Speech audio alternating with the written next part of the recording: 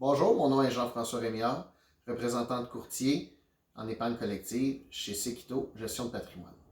On est présentement lundi le 16 mars.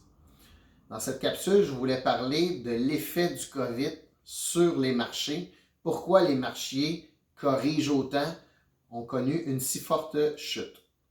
Ce qu'il faut comprendre avec les marchés boursiers, c'est que ce n'est pas une image réelle de l'économie, mais c'est la perception qu'ont les investisseurs de l'économie. La bourse déteste l'incertitude. Avec le COVID-19, comme on connaît maintenant, c'est une source énorme d'incertitude.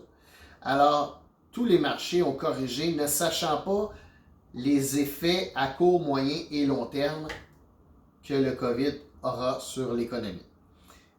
Évidemment, il faut comprendre qu'il y a des gens qui jouent, qui investissent à la bourse à court terme et d'autres investissent à long terme. Ceux qui transigent à court terme, chaque mouvement journalier ou à toutes les heures ou à toutes les minutes ont un grand impact sur leur portefeuille.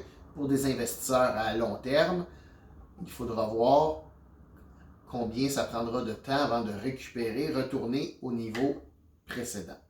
Donc, évidemment, ce que ça crée, le COVID, c'est réévaluer chacune des entreprises, savoir est-ce qu'ils ont les liquidités pour faire face à une perte de revenus pendant un ou plusieurs trimestres. Est-ce qu'ils vont continuer à faire vendre leurs produits? Est-ce qu'ils vont avoir des employés pour venir travailler? Est-ce que leur chaîne d'approvisionnement va être suffisante pour que leur ligne de production continue?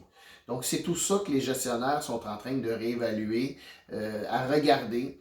Ce qu'il faut comprendre, c'est que ce n'est pas toutes les entreprises qui avaient un problème d'approvisionnement, qui avaient un problème de liquidité.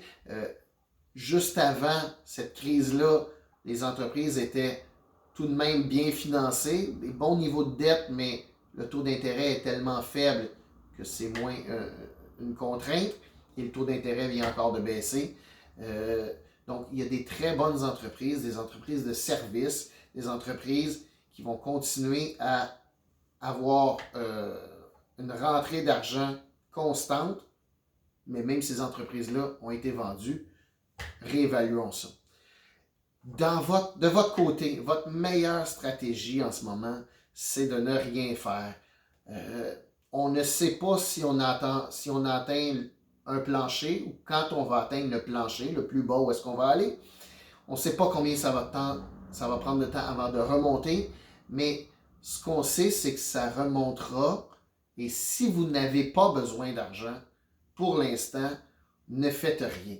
Je comprendrais quelqu'un qui a besoin de sa liquidité maintenant ou a des retraits mensuels, mais pour les autres, ne faites rien. L'inactivité est vraiment la meilleure des stratégies en ce moment.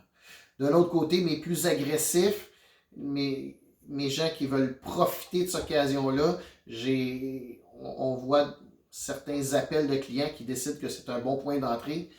Toutefois, cette stratégie-là n'est pas pour tout le monde, mais sachez qu'il y a des gens en ce moment qui rentrent dans le marché. Alors, c'est peut-être un signe aussi qu'il faut faire attention de ne pas en sortir. Alors, les marchés baissiers sont... je prends la situation au sérieux. Ça crée un stress pour tout le monde. J'en suis conscient. Gardons un focus à long terme. Et Anne et moi, restons disponibles pour toutes vos questions. N'hésitez pas, on est là pour vous. Merci, bonne journée.